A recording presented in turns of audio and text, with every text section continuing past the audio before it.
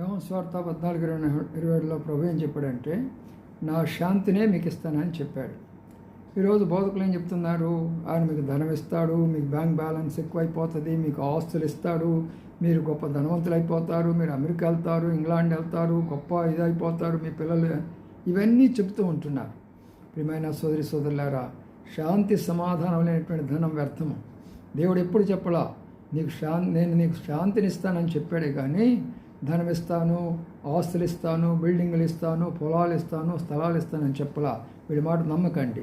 శాంతి నీకు కావాలంటే ఒకటే, చేసిన తప్పులన్నీ ఒప్పుకుంటే నువ్వు నెమ్మదిగా ఉంటావు. కుటుంబ సభ్యులతో చేసిన తప్పులు ఉంటే నువ్వు నెమ్మదిగా ఉంటావు. సమాజంలో ఎవరితైనా కూడా నీకు సమాధానం లేకపోతే సమాధాన పడితే నెమ్మదిగా ఉంటావు. ఏ పరిస్థితులైనా సంఘంలో నీకు సమాధానం లేకపోతే మరి క్షమాపణ కోరుకుంటే సమాధానం దొరుకుతుంది.